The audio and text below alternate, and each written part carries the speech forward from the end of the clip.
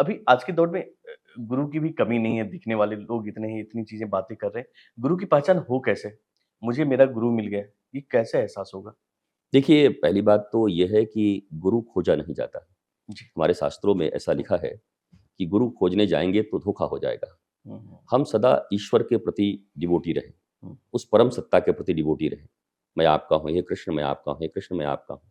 जब ध्रुव 5 वर्ष के थे और पिता की गोद में बैठना चाहते थे, सौतेली माँ ने हाथ पकड़कर हटा दिया और ध्रुव अपनी माँ की गोद में और फपक कर रोने लगे। माँ ने पूछा, "क्या हुआ?" बोला, "मैं पिता की गोद में बैठना चाहता था, मेरी सौतेली माँ ने मुझे मेरे भाई के सामने ही फेंक दिया।" और कहा, "जा, पहले जा कर के परमपिता का कठोर तपस्या कर। जब वो प्रसन्न होके आएँ, तो बोलना कि मुझे सुरुचि के गर्भ में डालो। मेरे कोख से पैदा होगा तब पिता की गोद या गद्दी पर बैठ पाएगा।"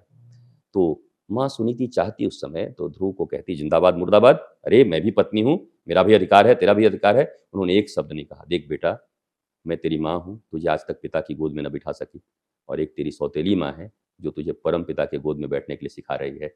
इसलिए मैं सच्ची माँ नहीं हूँ, सच्ची माँ तो वही है।" जहाँ अपने बेटे के भीतर में नफ़रत का बीज वो बो सकती थी, वहाँ उन्होंने ईश्वर हुँ, प्राप्त करने के बीज बो दिए। राइट। कि उन्होंने किस तरीके से कहा, हेटर्ड तरीके से कहा कि बहुत लविंग एटीट्यूड में कहा, "वो मत देखो, क्या कहा वो देखो।" उन्होंने कहा है, "परम पिता प्राप्त करो।" उनके प्राप्ति के बाद कुछ बाकी नहीं रह जाएगा। और ध्रुव जब चले, तो भगवान ने कहा, "ये तो छोटा बच्चा है नारद जी, ये कैसे मुझे प्राप्त करेगा? इसको तो टेक्निक भी नहीं पता, कहाँ जाके पता नहीं क्या करेगा। आप गुरु बन कर के जाइए, इसको दीक्षा दीजिए और मेरे मार्ग में लगाइए।" जैसे ही ईश्वर के प्रति अनुराग उत्पन्न हुआ, 5 वर्ष के ध्रुव में, वैसे ही भगवान ने एक सद्गुरु उनके पास भेज दिया। मेरा ऐसा मानना है कि आपके हृदय में जिस दिन ईश्वर के प्रति अनुराग उत्पन्न हो जाएगा, ईश्वर ही कोई ना कोई सद्गुरु आपके द्वार पर भेज देंगे। हम 5वीं क्लास में पढ़ते हैं और पीजी के स्टूडेंट की कॉपी का जाँच हम नहीं कर सकते। राइट, तो वैसे ही अगर हम इस स्थिति में हैं, तो हम गुरु पहचानेंगे कैसे? राइट। हम अपने जैसे दोस्त बना सकते हैं किसी को और ऐसे दोस्त कि हम तो डूबेंगे सनम, तुमको भी ले डूबेंगे, दोनों ही डूब जाते हैं। पर गुरु तो स्वयं आएँगे आपके पास, अगर आपकी नीड है। प्रकृति हर एक चीज़ सुनती है, आपकी एक-एक आवाज़ सुनती है। आरती शब्द एक है ना, हुँ, आरती अग्नि जला के करते हैं। हुँ, आरती शब्द का अर्थ होता है सही में आर्त हृदय से पुकारना, खूब हुँ, आर्त होके, हे नाथ! रोम-रोम जब पुकारे उसको भीतर जल रहा हो कुछ, बाहर जल रहा है ये प्रतीक है, ज़रूर करना चाहिए। पर अब केवल बाहर ही जल रहे हैं, भीतर कुछ जल नहीं रहा। भीतर जब तक नहीं जलता अनुराग का लौ, तब तक बाहर की आरतियाँ बहुत कुछ बना नहीं सकती। और अगर भीतर जल गया, तो ये प्रतीक मात्र से परमात्मा किसी दिन प्रकट होकर के आपके पास आ सकता है। ऐसी मेरी मान्यता नहीं, ये भी साइंटिफिक है, कोई करे तो फिर माने, हम करते हैं नहीं और गाली देना शुरू कर देते हैं। हुँ। आप देखेंगे हिस्ट्री पढ़ कर के लोग स्पिरिचुअलिटी को गाली दे रहे हैं। कोई कुछ पढ़ के मैथमेटिक्स पढ़ के आया है और बोला, "ये सब पाखंड है, धर्म-वर्म कुछ नहीं होता।" भैया पढ़ तो लो, मैथमेटिक्स के सूत्र के बारे में अगर हिस्ट्री पढ़ा हुआ आदमी गाली दे तो कोई मानेगा? ईएनटी का डॉक्टर अगर हड्डी का इलाज करने लगे तो कोई कराएगा? नहीं कराएगा। जिस विषय में आपकी निष्णातता नहीं है, जिस विषय में आप स्पेसिफिक रूप से अध्ययन नहीं किया आपने, हुँ, आप उस विषय में कैसे बोल सकते हैं? ये तो गलत है, ये तो समाज को विभ्रांत करना है। पान की दुकान पर खड़े होकर के हम धर्म की चर्चा कर रहे हैं, इट्स नॉट पॉसिबल। धर्म की चर्चा किसी गुरुकुल में गुरु सामने बैठे हों और उपनिषद की चर्चा कर रहे हों, वहाँ से आप सीख कर निकले हों तो धर्म की बात कर सकते हैं। राइट। मुझे लगता है हर व्यक्ति उचित शिक्षा न पाकर, न सीख कर बस राय व्यक्त कर रहा है और भारत को इसमें महारत हासिल है। हुँ, भारत में तो राय देना बड़ा आसान है, बिल्कुल। आप कहीं खड़े हो जाओ और राम जी के ऊपर राय दे देंगे, हुँ, पत्नी नहीं छोड़ना चाहिए था। बहुत गलत किया उन्होंने, हुँ, ये ठीक नहीं है। तो बड़े-बड़े राय हैं लोगों के।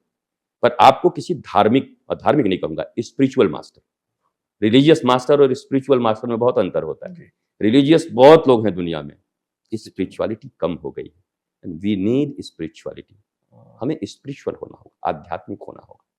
जिस रास्ते से तू निकले वो फूलों से भर जाए, तेरे पैर की कोमलाहट सोते भाग्य जगाए। आप वैसा बन जाएँगे तो जिधर जाएँगे, उधर लोगों को आनंद मिलना शुरू हो जाएगा बुद्ध की तरह, राम की तरह, कृष्ण की तरह, ऋषियों की तरह।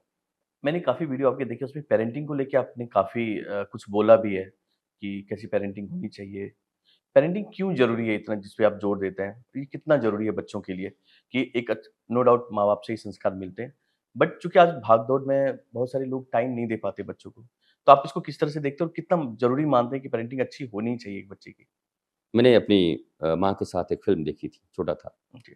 उसका नाम था नया दौर, यूसुफ खान और दिलीप कुमार की वो पिक्चर थी।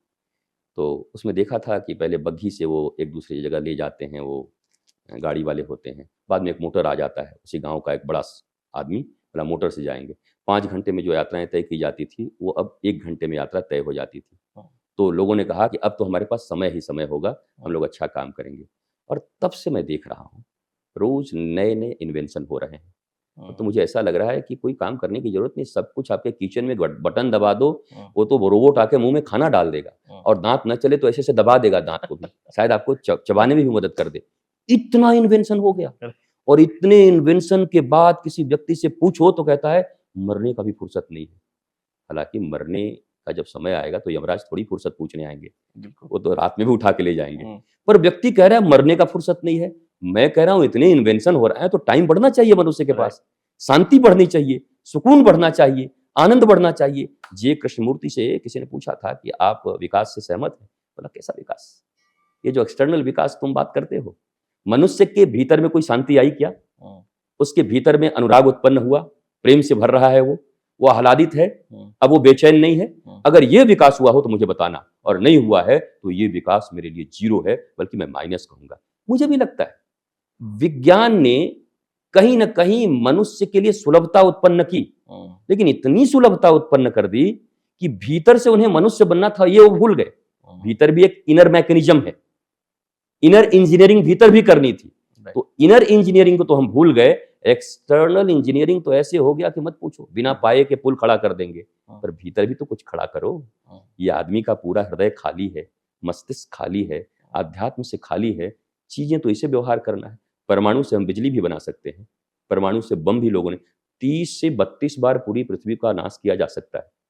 पर हाँ, क्या पूरे वैज्ञानिकों ने अभी एक ऐसी चीज़ ढूँढी है कि एक परमाणु गिर गया तो तुम्हारा कोई नुकसान नहीं होगा? अच्छा, नुकसान का तो पूरा ढूँढ लिया हम लोगों ने। हम ही लोगों ने हाँ, 30 बार पृथ्वी समाप्त हो सकती है। मतलब 30 बार बचाने का भी तो ढूँढ लिए होते, एक मरते हुए आदमी को बहुत अच्छे से बचाने का। हाँ, एक बार गलती से भी अगर पड़ गया किसी टेररिस्ट के हाथ में, ऐसे हाथ में वो परमाणु बम, तो कौन देश सुरक्षित है? कहाँ मानवता सुरक्षित है? हाँ, ये इतनी जो बिल्डिंगें बना रहे हैं, इतना जो विकास कर रहे हैं, वो तो पल भर में ध्वस्त हो जाएँगे। मुझे लगता है शिक्षा की धारा उल्टी हो चुकी है। शिक्षा की धारा मनुष्य बनाने में होना चाहिए। मैन मेकिंग फैक्ट्री, दुनिया में सारी चीज़ बन गई, सबकी फैक्ट्रियाँ बन रही है, पर आदमी बनाने का फैक्ट्री नहीं बन रहा है। एक गुरुकुलम था हमारा, प्राचीन हमारी सनातन व्यवस्था थी, जहाँ 20 से 42 तरह की शिक्षा दी जाती थी हाँ, और जब वहाँ से छात्र निकलते थे गुरुकुल से, हाँ, तो नौकरी ढूँढते नहीं थे, हाँ, नौकरी देने योग्य बन जाते थे, इतने हुनरमंद हुआ करते थे, राइट। इतने ज्ञानवंत हुआ करते थे। आज हम डिग्रियाँ ले लेके बेरोज़गार होके घूम रहे हैं। हमें पता है कि अंग्रेज़ों ने ये शिक्षा व्यवस्था दिया है हमें बर्बाद करने के लिए, फिर भी हम ढो रहे हैं। मैं वर्तमान सरकार से बड़ा आशान्वित हूँ, पर मुझे लगता है कि जिनके हृदय में कुछ अच्छी सोच है, जो 370 के लिए सोच सकते हैं, जो राम मंदिर के लिए सोच सकते हैं, जो 3 तलाक के लिए सोच सकते हैं, जो एक कानून के लिए सोच सकते हैं, वही शायद इस शिक्षा व्यवस्था के विषय में भी सोच सकते हैं, क्योंकि उनकी नीयत ठीक दिखाई पड़ रही है। और मुझे लगता है इस शिक्षा व्यवस्था में परिवर्तन धीरे-धीरे नहीं, पूरी तरीके से इसको समाप्त कर अंग्रेजों की शिक्षा व्यवस्था हम रखें, अंग्रेजों की पुलिसिंग व्यवस्था हम रखें। 1861 की पुलिसिंग व्यवस्था आपकी है, राइट। तब अंग्रेजों ने इसलिए बनाया था कि हिंदुस्तानियों के ऊपर में हुँ, वो बर्बरता से जुल्म कर सकें। अब कौन अंग्रेज यहाँ बचा है और किसके ऊपर जुल्म करना चाहते हैं? हुँ, अब तो हमारे भारतवर्ष के अनुसार बनना चाहिए, प्राचीन स्थिति की तरह बनना चाहिए। हाँ, प्राचीन समय में भी जो खराबियां थी उसका मैं निंदा करता हूँ। हाँ, ये छुआछूत इत्यादि जो कहते हैं लोग, जी, ये सब बड़े ह्यूमैनिटी के विरुद्ध हैं। छोटा बड़ा ये सब ह्यूमैनिटी के विरुद्ध हैं। हमारे यहाँ कर्म के अनुसार सब कुछ बाँटा गया था। अब तो ऐसी स्थिति आ गई है कि इन फ्यूचर आई थिंक 5-10 साल के भीतर पॉडकास्ट करने वालों की एक जाति होगी। बोला ये कौन जाति? बोला पॉडकास्ट जाति के ही लोग हैं। कोई कोई अगर कुछ बना रहा होगा तो उसकी जाति का वो घोषित कर देंगे। हुँ, जातियाँ काम से जातियाँ बनाई गई थी और हमने मनुष्य के शरीर में छुआ-छूत देख लिया।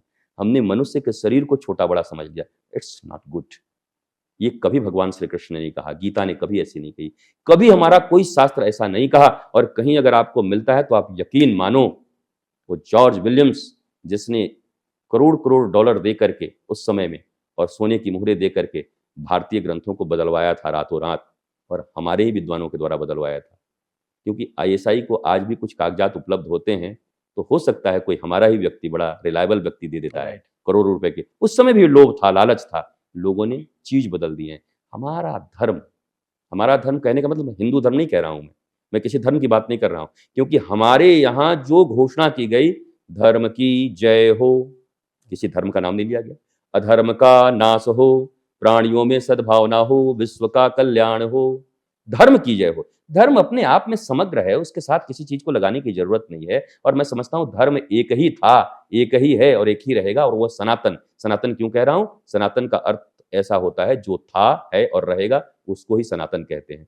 बाकी मत हो सकते हैं, नाना मुनि नाना मत, लाखों लोगों के अपने अपने मत हो सकते हैं। आप भी एक मत चला सकते हैं, आप जब चाहें अपना एक्सेप्ट बना सकते हैं कि मैं इस दृष्टि से भगवान को प्राप्त करना चाहता हूं, और ये हम लोगों का अब धर्म बन गया। हम लोगों का मजहब और धर्म में अंतर तो समझें, और फिर धर्म और स्पिरिचुअलिटी में अंतर तो समझें। हमें बड़ा माइक्रो मैनेजमेंट करने होंगे अध्ययन में, हम उस मैनेजमेंट को भूल गए हैं। हम ये मैनेजमेंट तो पढ़ा रहे हैं, बिजनेस मैनेजमेंट, पर जिससे मनुष्य बनना है उस मैनेजमेंट की तरफ हमारा ध्यान नहीं है। हम पढ़े लिखे एक बिल्कुल कहें पशु की तरह वर्क कर रहे हैं।